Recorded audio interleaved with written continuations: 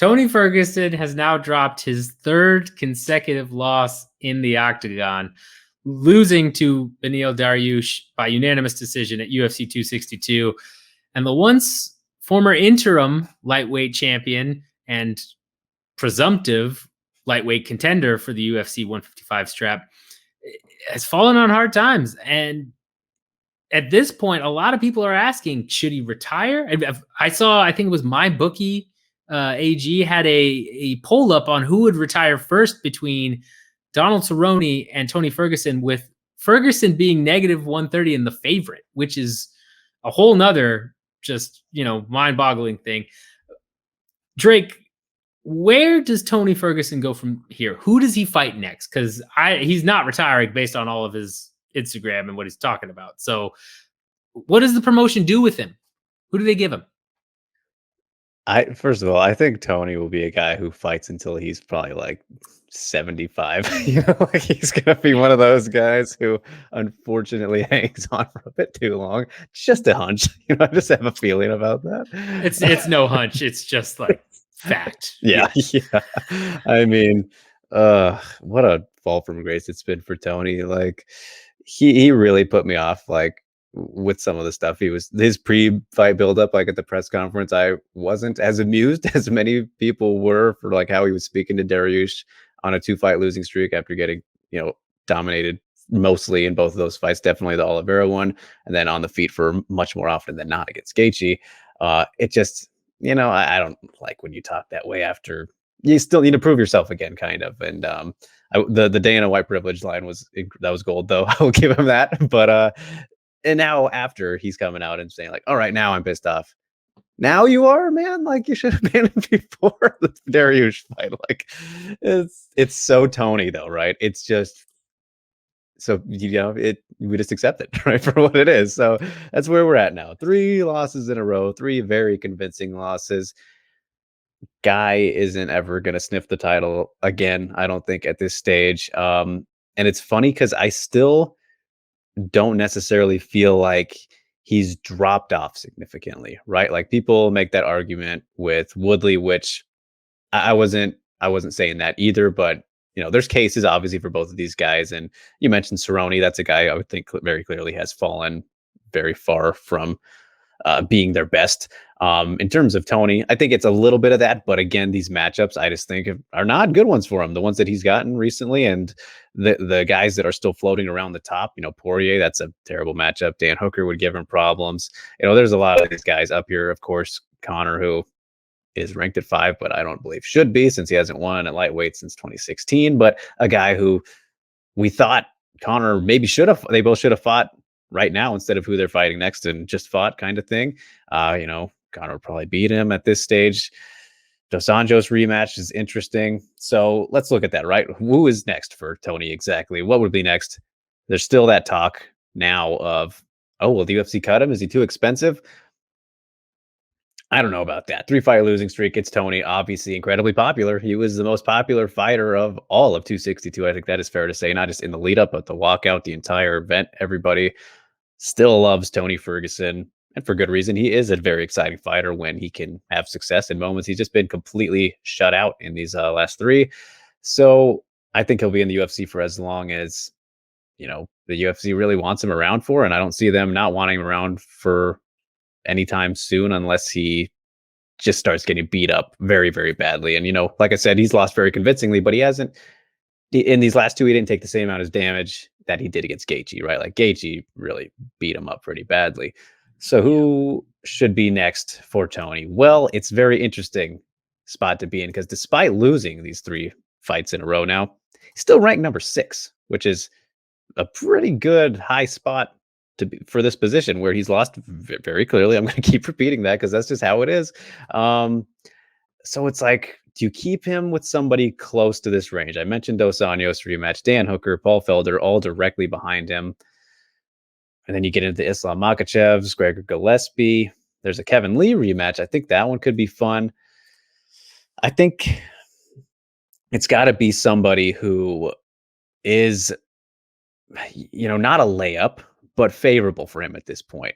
If he goes on a 4-fight losing streak, no matter who it's against, he's going to drop a whole lot more. And it's like, okay, how much longer can we keep listening to this record on repeat? Like, okay, now I'm really going to get serious. I've lost 4 in a row. Like the luster, it goes away after some point, in the belief in a guy still being relevant in the picture at all, and maybe should be fighting at all. Like I don't think we're at that point, but as it goes on and gets worse, that gets brought up. So at this point, I think somebody maybe between this 15 to 10 range. I think Makhachev would have been awesome, and that's one that we kind of talked about after Makhachev's last win over Dober, but then the Dariush one got made for Tony instead. It just seems like nobody wants to fight Makhachev for the most part, and he's got Thiago Moises coming up, which fighting down, and maybe that's proof that nobody wants to fight him. So those guys are off the board right now. Kevin Lee, as I did mention, says he's going back to welterweight, right? So if we're eliminating the names here, we're going down to Drew Dober and Gregor Gillespie in this range that I think he should be fighting in, which I really like either of those. Gregor Gillespie obviously just got back on track with a very impressive performance against CDF. Carlos Diego Ferreira, who is also in that mix. I didn't mention him, but coming off the loss as well, 2 losses, because he did lose to Dariush before that. And even though they'd both be losers, that wouldn't be a bad one either. Ferreira versus Ferguson, obviously a favorable matchup for Tony, but a guy who isn't the easiest, I would say, just despite those 2 losses. So you got those 3 options. But for me, if I was to make the fight that would be just fantastic to see, I would love to see Adaman in there. Rafael Fiziev versus Tony Ferguson. Are you kidding me, man? Come on. Styles clashes don't get much better than that one.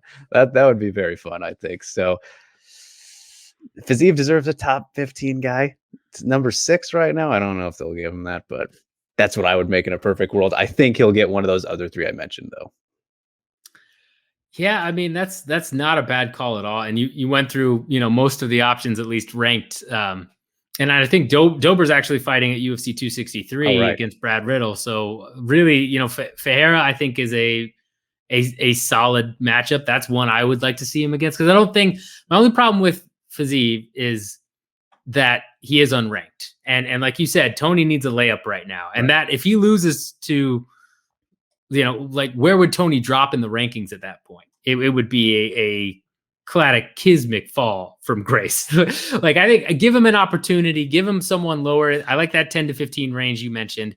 I like Ferreira a lot. I think that's the one where Ferreira does have some dangerous wrestling, and I think that's what the Dariush fight really just emphasized. Is Tony right now seems to really struggle against elite wrestlers. That seems to be the case. I brought this up in our post-fight show where, Kevin Lee in the interim title fight, right? When Tony won the belt, Kevin Lee was able to, was winning that. And, you wonder if Kevin hadn't had staff, and everything else going on, where that eventually goes to. But it really highlighted a weakness in Tony's game. And, Makhachev, I think, is the worst possible matchup for him, right? Right. And anyone that has a strong wrestling base, I feel like is going to give him problems. What I want to see is, where does Tony's stand-up rank after the Gaethje loss? And that's something we haven't really seen, because Oliveira and Dariush executed perfect plans, which were all on the ground, and did what they had to do to get the dominant wins. But in terms of his stand-up, I want to see him against somebody that's going to stand and trade with him more, maybe have a little bit of a ground game threat, but not somebody that's going to go, for those takedowns and be wrestle heavy, because that's just more of the same. And I think that's really a hole that Tony needs to fix in his game badly. So I like Ferreira. I think that's really the one for me, thinking about it all. If Dober was not matched up, I would like that one quite a bit as well. Mm-hmm. Because Dober's going to, stand and trade, and you could go Fiziev.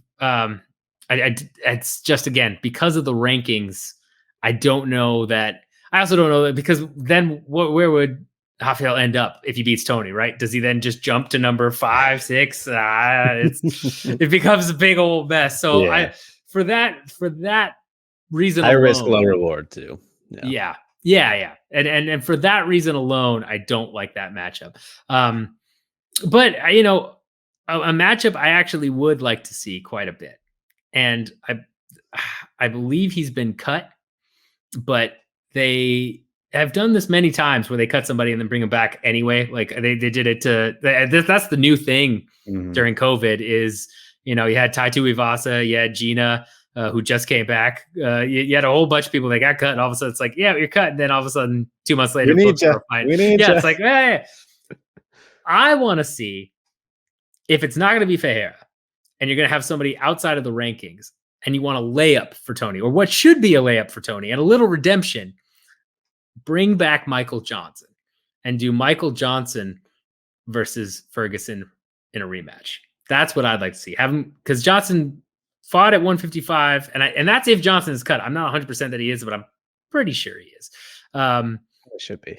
Yeah, I mean, if he isn't, right? But Yeah. that should be a layup for Tony in terms of the striking, but still enough of a threat that, like, if Johnson can beat him, right, then Oof. that's kind of a redemption story for one of those guys. Although then you would end up with if Michael Johnson beats him, it ends up ranked number. They should both not be Oh ranked my if god, that happened. yeah, that's a good point. That's a good point. But yeah, do Fajera. I've talked myself out of it now because that would be utter insanity to see Michael Johnson go through everything he did with all the losses and then beat Tony and be like number 5 or 6. Yeah.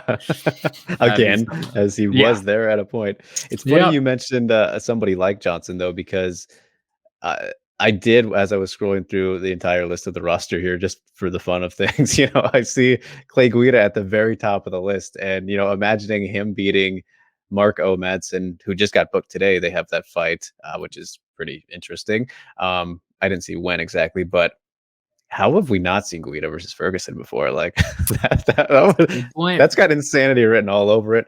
I don't think, even if Clay does pull it off against Madsen, that we'll get that at this point. But just looking at fun names similar to Michael Johnson, who right, that was Clay Guida's last fight, right? If I'm remembering correctly. That's a guy to throw out there. But I think, Pat, if we're gonna continue here before wrapping up, I think a lot of people, this is going to be the favorite pick. I think that a lot of people are going to say, and this is um I don't know. I don't want to say lowest risk, highest reward, but I guess it might be, considering the positions of Tony right now and maybe the other person. But I think everybody kind of is going to want that Paul Felder fight. Yeah, I'd agree. I think that's probably a big one. I've heard some people clamoring for RDA Ferguson rematch, right? But Mhm. I think, yeah, exactly. I think the Felder one makes a lot more sense. That's a good balance for the UFC business wise too, right? Felder is a analyst for them, is a loyal dude, definitely a company type of man.